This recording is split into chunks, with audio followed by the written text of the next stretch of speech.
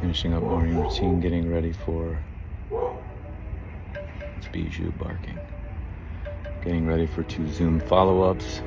Routines change on days I work and are very different on days I don't. Are different on days I'm symptomatic, are different on days I'm tired, are different on days I'm traveling.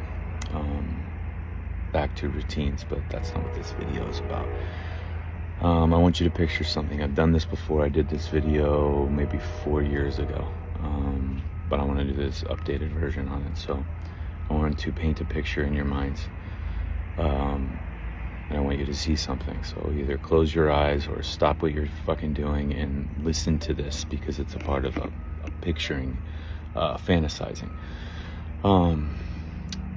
You see a human in a bed, and they are fairly motionless,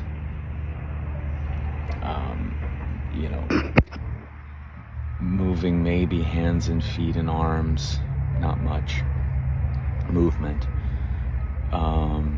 communication, nonverbal, just some sounds, maybe breath exhales and body shudders, drooling, kind of irritated, different irritated body gestures, posturing, can't see too well, can't focus, communication and emotions are not able to be expressed or communicated. Nourishment is, from a food standpoint, it's a single food has to be given to this person, has to be fed to them. Can't roll over, can't get out of bed on their own, bowels, digestion, so bowels to excretion, so excreting waste, it's in bed, and no real, can't take a lot of information, can't take a lot of energy costs, let's just say, activities or stimuli. Everything is very, very gentle, slow, deliberate.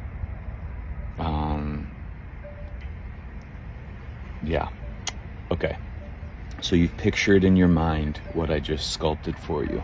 Now, what does that human sound like if we were to put them into the we know about human function, we know about human healing? They sound sick, they sound diseased, they sound, catatonic, if you were going to use a word, or paralyzed. They sound neurologically inhibited. They sound, like their systems are shutting down. They can't control their bowels. They can't clean themselves. They can't. It just sounds like a medical nightmare. It sounds like, my God, what number of practitioners could get involved in this and save this person? Okay. Now what I want you to understand is that it was a baby. So now if you're sitting here, you're going to go, oh, so wait, oh, that makes sense. It's a baby. Then why does it not make sense for an adult? Well, because when you're a baby and you get to adult stages, you're an adult. You're not going to go back through those points in time anymore. Really?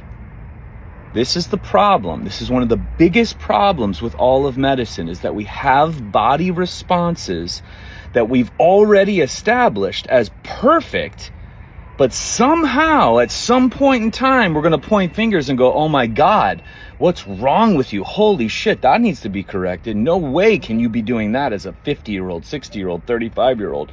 As a, oh my God, fix, sick, wrong. Could you imagine if you did that to a baby lying in a crib?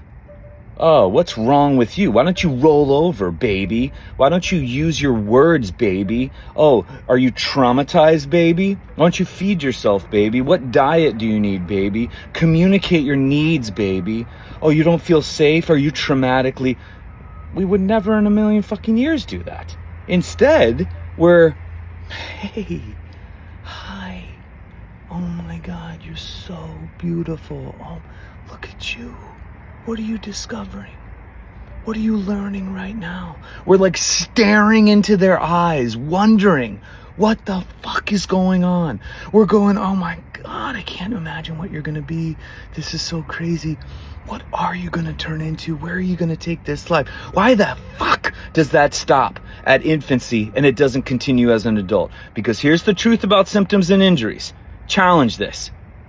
The more severe, the more protected the body takes itself back through stages of development. Take a basic physical injury. Would it make sense that a person can't walk and has to crawl for 2 to 3 months again? Go back through the stages of crawling. Make it even more intense. Put them into bed. They're going to have to learn how to address their body and get reacquainted with their physical body in a bed before they can roll over, sit up, stand like we did before. This isn't random. Take the most extreme physical damage. What does that look like? A baby passed out in a crib. We call it a coma, like some death sentence. A coma? The body just took itself back to pure infancy stages so that that person now gets to go through. But we don't treat that adult who's been damaged, who has experienced life, who has experienced a moment where the body feels like it needs to go back through for that person. We don't approach them that way. They're fucked up, they're sick, they're diseased, they're labeled. Let's test them because we got to do this for insurance. We're going to call them this, and then we're going to put it on a treatment plan, whether it's natural or Western or German or Eastern or traditional or Chinese or motherfucking mantras and chakras and whatever it is. But for some reason, as an adult, it's a problem. It's a pathology. It's an illness. And we're going to approach... I did this with puberty. Puberty 2.0, menopause, andropause, adult puberty. Could you imagine if we approached a little person going through puberty like, oh, what's wrong with you? Oh my God, what is wrong with you? You are such a burden to this business, to this family, or you're slow again. Oh, you're physical. What do you got? Oh, you need stuff. You feel bloated. You feel energyless. Your hair's changing. Your skin's changing. Your voice changing. Your reproductive system's changing. Oh God, what a burden. Oh, well, let's watch the documentary on how you all can group up and fix it and go. Now take emotional stuff. That was a physical injury for an adult. Take anything emotional. Take the most traumatizing event, maybe witnessing an accident or witnessing a death of a loved one and having to grieve, and what do we go back through? These catatonic states of emotional stages of development. It's not whether it's emotional, mental, physical, intellectual, spiritual, chemical, vibrational, electric. The body will bring us back through stages that we already did, and they're never wrong. But now as an adult, you have this idea because you know so much, and so many people have put their hand in your honey jar, and so many more people are involved, and you can ask more people for advice, and the baby's just sitting there doing what it's doing, and you're asking for advice, and they're telling you the opposite of what a baby would go through. The opposite, so that you could feel more safe. Why? Feel safe because you don't want to feel different. Feel safe because you do not want to be on your own, and you are on your own in healing. Even take the body digestively when we're healing something, whether it's a physical injury or we're dealing with stuff system-wide, doesn't matter. Would the body revert back to a single food for months at a time like we did with breast food? Of course it would. Breast milk? Of course it would.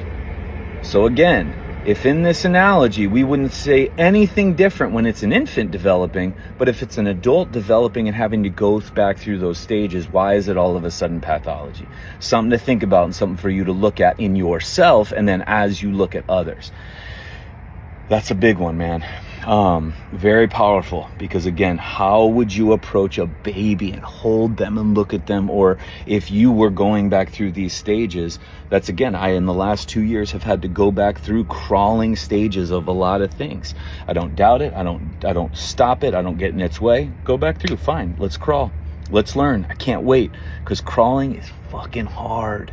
Nourishment with a single food is hard.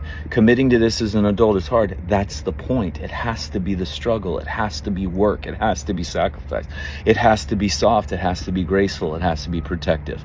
But in a direction, in a step that there's no path. You've never been there before. So if we wouldn't say that to a baby, then we wouldn't say it to an adult. Boom.